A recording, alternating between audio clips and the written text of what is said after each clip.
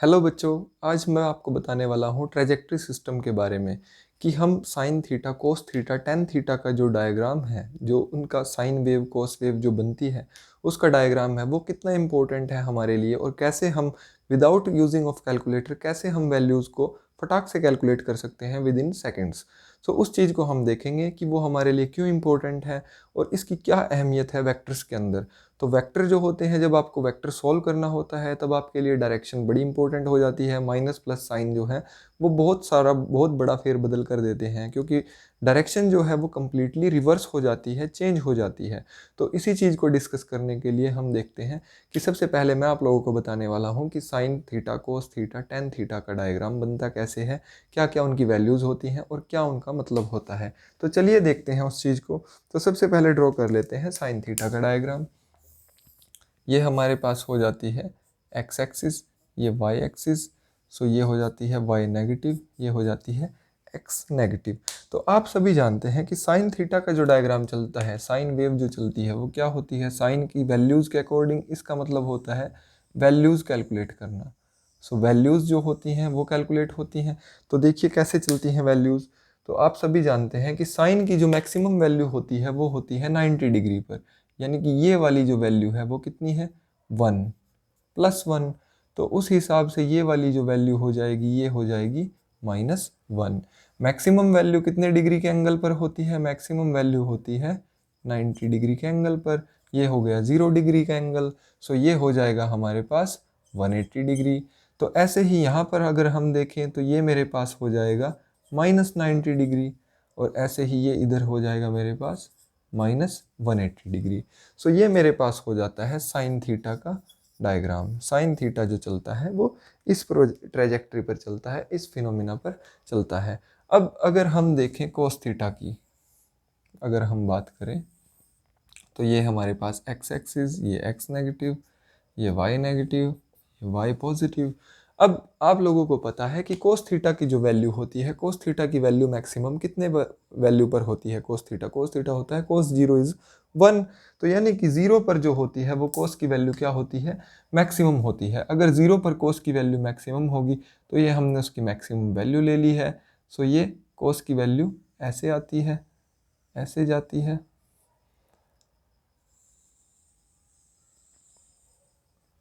ऐसे वैल्यू कोस की रहेगी। तो अब आपको पता है ये एंगल हमारे पास हो जाता है 0 डिग्री और कोस की वैल्यू मिनिमम होती है 90 डिग्री के ऊपर।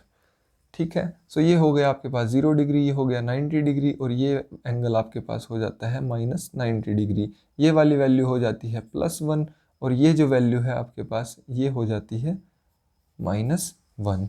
ये डायग्राम बन जाता है आपके पास कोस थीटा के लिए। अब वहीं अगर हम बात करें टेन थीटा की, तो टेन थीटा के लिए डायग्राम आपका कुछ इस तरह से बनता है। ये एक्स एक्सिस, ये एक्स नेगेटिव, ये वाई पॉजिटिव, ये वाई नेगेटिव। और आप लोग सभी जानते हैं कि जो टेंजेंट होता है उसकी वैल्यू कितनी होती है, टेंजेंट की 45 डिग्री पर मैक्सिमम वैल्यू होती है, और उसके बाद टेंजेंट जो होता है 90 डिग्री पर इनफाइनाइट हो जाता है, टेंजेंट 0 डिग्री पर 0 रहता है। सो उसी चीज़ को हम देखने वाले हैं। तो टेंजेंट का जो डायग्राम होता है आपके पास 0 डिग्री पर 0 होता है। सो टेंजेंट का जो डायग्राम है वो कुछ इस तरह से जाता है। अब टेंजेंट की जो मैक्सिमम वैल्यू रहने वाली है उस चीज़ को भी हम देख लेते हैं कि यहाँ पर एंगल हमारे पास कितना रहने वाला है। ये जो एंगल आपके पास हो जाएगा ये हो जाएगा 90 डिग्री। यहाँ पर आकर के क्या हो जाती है, टेंजेंट की जो वैल्यू है वो इनफाइनाइट में चली जाती है।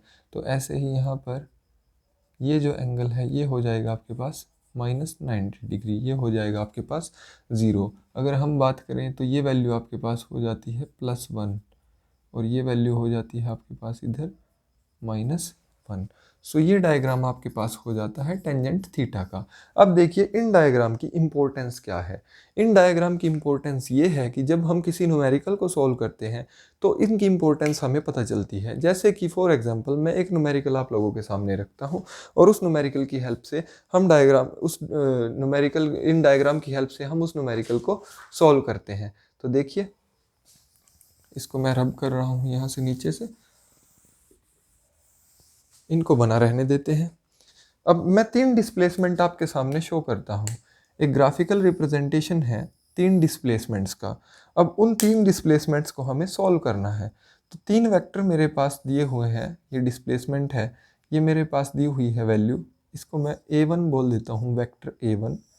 ये मेरे पास हो जाता है वेक्टर A2 और ये मेरे पास हो जाता है कोई वेक्टर A3। ठीक है, ये हमारे पास वैल्यूज़ गिवन है। ये ऐसे हमारे पास एक पिक्टोरियल रिप्रेजेंटेशन है और वो हमसे पूछ लेता है कि फाइंड द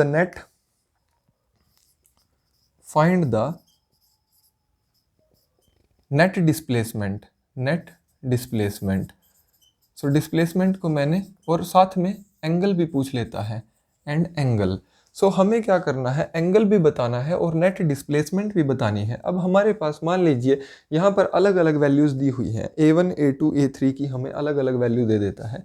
वो हमें बोल देता है कि A1 जो है आपके पास वो 6 मीटर है, 6.00 मीटर। A2 जो है आपके पास वो 8.00 मीटर है और A3 जो है वो 2.00 मीटर है। साथ ही साथ वो आपको एंगल भी दे देता है। ये आपको दिया हुआ है θ1, ये एंगल आपको दिया हुआ है θ2 और ये θ3। सो वो बोल देता है कि θ1 is 30 degree, θ2 is also 30 degree and θ3 is 0 degree. तो अब आपको ये एंगल्स दिए हुए हैं, तो अब आपको क्या करना है, इसको सोल्व करना है। तो सोल्व आप कैसे करोगे, देखिए सोल्व करने का तरीका इसका क्या है, सोल्व आप इसको कैसे करोगे। सबसे पहले आपको क्या करना है, हर एक कंपोनेंट आपको निकालना होगा, एक्स एक्सिस का कंपोनेंट, वाई एक्सिस का कंपोनेंट। ये एक्सिस आपकी एक्स एक्सिस है, ये एक्सिस आपकी वाई एक्सिस है। सो वेक्टर की जो डायरेक्शन है वो बड़ी इंपॉर्टेंट हो जाती है। तो सबसे पहले अगर मैं A1 की बात करूं, A1 का एक्स एक्सिस का कंपोनेंट अगर मैं लूं तो वो कितना हो जाएगा, उसको मैं बोलूँगा A1x। तो A1x मेरे पास कितना हो जाएगा, देखिए आपके पास A1 की वैल्यू कितनी दी हुई है, 6 मीटर। तो आप बोल दोगे कि 6 मीटर, 6, और आप बोलोगे कि 6 कितना होगा, कोस थीटा। तो थीटा की वैल्यू कितनी है मेरे पास, 30 डिग्री। तो आप बोलोगे 6 कोस 30 डिग्री। तो आप इसको सॉल्व कर लोगे तो आपको पता है कि कोस 30 की वैल्यू कितनी होती है, √3/2। तो आप बोलोगे कि ये वैल्यू मेरे पास आ जाती है 3√3। 3√3 को आप फर्दर सॉल्व कर सकते हो, तो ये आपके पास अप्रोक्सीमेट आ जाएगी 5.1 समथिंग करके आ जाएगी। सो आप, मैं इसको 5.1 मीटर ले लेता हूँ। नेक्स्ट मैं निकाल लूँगा A2 के लिए। A2 का x कोऑर्डिनेट का कंपोनेंट क्या बनेगा, तो देखिए A2x मेरे पास कितना बनेगा, A2 की वैल्यू कितनी है 8। आप बोलोगे यहाँ पर हो जाएगा कोस थीटा। अब थीटा कौन सा, थीटा 30 डिग्री, θ2 ये दिया हुआ है 30 डिग्री, लेकिन आपको तो एक्स एक्सिस के कंपोनेंट में ये निकालना है, तो आपको तो ये वाला एंगल कंसीडर करना है ना। अगर ये एंगल 30 डिग्री है, θ2 एंगल अगर आपके पास 30 डिग्री है, तो ये एंगल कितना हो जाएगा, ये एंगल हो जाएगा 60 डिग्री। तो आपको कौन सा एंगल लेना होगा, आपको यहाँ पर लेना है एंगल 60 डिग्री। लेकिन यहाँ पर भी डिफरेंस है, वेक्टर के केस में क्या है, आप एक्स एक्सिस के कंपोनेंट के अकॉर्डिंग वेक्टर ले रहे हो, तो आपका जो वेक्टर रहेगा, एंगल जो लेते हैं, एंगल कैसे लेते हैं, एंगल ऐसे उठता है। तो ये हमारे पास जो एंटी क्लॉकवाइज डायरेक्शन होती है, ये सही डायरेक्शन होती है। लेकिन यहाँ पर एंगल कैसे उठ रहा है, ये क्लॉकवाइज डायरेक्शन है, तो ये एंगल नेगेटिव में रहेगा। तो यहाँ पर वैल्यू कितनी रहेगी, कोस -60 डिग्री। सो ये जो माइनस का कंपोनेंट है, अब आपको इसको सॉल्व करना है, यहीं पर आपकी सारी गेम है। कोस -60 डिग्री कैसे वैल्यू फाइंड आउट करोगे, अब आप बोल दोगे कि कोस 60 की वैल्यू 1/2 है, तो -1/2 वैल्यू हो जाएगी, वो गलत है। देखिए कोस का डायग्राम देखते हैं, ये रहा कोस का डायग्राम।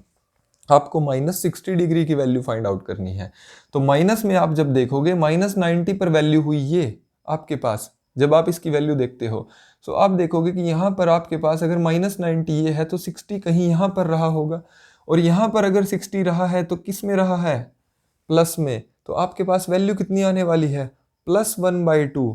तो आपके पास वैल्यू हो जाएगी 8 × 1/2, और यहाँ से आपके पास आंसर आएगा 4 मीटर। फिर उसके बाद आप निकालोगे A3x का कंपोनेंट। A3x का कंपोनेंट अगर आप देखोगे तो वो हो जाएगा 2 cos, और आपके पास थीटा की वैल्यू है 0 डिग्री, तो ये आपके पास वैल्यू कितनी आ जाएगी, cos 0 होता है 1, तो ये वैल्यू आ जाएगी 2 मीटर। तो जब आप इसको सॉल्व करोगे तो नेट कंपोनेंट आपके पास x कोऑर्डिनेट का क्या आएगा, आप कैलकुलेट करोगे A नेट x कितना आ जाएगा, ये हो जाएगा A1x + A2x + A3x, ये आपके पास नेट कंपोनेंट बनेगा। यानी कि 5.1 + 4 + 2, तो ये वैल्यू कितनी आ जाती है आपके पास 5 + 4 9 + 2 11.1 मीटर, ये आपके पास वैल्यू आ जाती है। फिर आप कैलकुलेट कर लेते हो वाई के एक्सिस के कंपोनेंट। अब आपको वाई एक्सिस के कंपोनेंट कैलकुलेट करने हैं तो फटाफट से कैलकुलेट कर लेते हैं। देखिए वाई एक्सिस का कितना हो जाएगा, a1y आपके पास कितना बनेगा 6 sin 30 डिग्री। सो sin 30 की वैल्यू कितनी होती है 1/2, तो ये आ जाएगा आपके पास डायरेक्टली 3 मीटर। ऐसे ही आप कैलकुलेट करोगे a2y की वैल्यू कितनी हो जाएगी 8, आगे कितना साइन, और एंगल कितना आने वाला है। अब आप एंगल देखिए, एंगल अगेन आपका कितना आएगा -60 degree. So again -60 degree angle आया है। अब आप यहाँ से कैलकुलेट करोगे साइन 60 माइनस के अंदर, देखिए साइन माइनस के अंदर जाएगा तो माइनस में वैल्यू जाएगी, यानी कि आपकी जो भी वैल्यू आएगी वो किस में आने वाली है, माइनस के अंदर आने वाली है, -√3/2। तो जब आप इसको सॉल्व करोगे तो ये आपके पास कितना आ जाएगा -6.8 मीटर के नियर बाय आ जाएगा। फिर आप देख लोगे a3y को जब आप कैलकुलेट करोगे तो आपके पास वैल्यू कितनी हो जाएगी 2 sin 0 डिग्री। अब sin 0 हो जाता है तो ये हो जाएगा 0 मीटर। तो जब आप यहाँ से नेट कैलकुलेट करोगे एंगल, तो आपके पास वैल्यू जो आ जाएगी a नेट y की वैल्यू कितनी आ जाएगी 3 मीटर प्लस -6.8 मीटर प्लस 0। तो 3 प्लस -6.8 करेंगे तो ये माइनस आ जाएगा, -6.8 प्लस 0, तो ये वैल्यू आपके पास आ जाती है -3.8 मीटर। तो ये आपके पास आ गए कंपोनेंट। अब आपको क्या करना है, नेट डिस्प्लेसमेंट निकालनी है। तो नेट डिस्प्लेसमेंट निकालने के लिए आपके पास क्या होगा, नेट डिस्प्लेसमेंट निकालने के लिए ए नेट अगर आप निकालते हो तो आपके पास क्या होगा √a net x² plus a net y²। यही हमने रिजल्टेंट का फॉर्मूला देखा है फाइनल। नेट अगर निकालना है तो यहाँ पर इनकी वैल्यूज़ को आप पुट कर दोगे, ये वैल्यू आपके पास आ जाएगी 11.1 का स्क्वायर, और ये वैल्यू आपके पास आ जाएगी -3.8 का स्क्वायर। यहाँ से आप वैल्यू कैलकुलेट कर लोगे, जो भी वैल्यू आपके पास फाइनलाइज होकर के आएगी that is your final answer, और वहाँ से आप इस चीज़ को नेट डिस्प्लेसमेंट कैलकुलेट कर पाओगे। सो आपने देखा कि इन ग्राफ्स का हमारी लाइफ में कितना इंपॉर्टेंट रोल है। अगर आप एक भी स्टेप गलत ले लेते हो तो ये पूरा न्यूमेरिकल आपका गलत हो जाता है। सो ये इस तरह के वेक्टर से रिलेटेड न्यूमेरिकल आपको देखने को मिलते हैं कॉम्पिटिटिव एग्जाम के अंदर भी। सो ये काफ़ी इंपॉर्टेंट हो जाता है कि आप इनको अच्छे से समझें। उम्मीद है आपको न्यूमेरिकल अच्छा लगा होगा, ये तरीका अच्छा लगा होगा, समझ आया होगा। थैंक यू, मिलते हैं नेक्स्ट वीडियो के अंदर।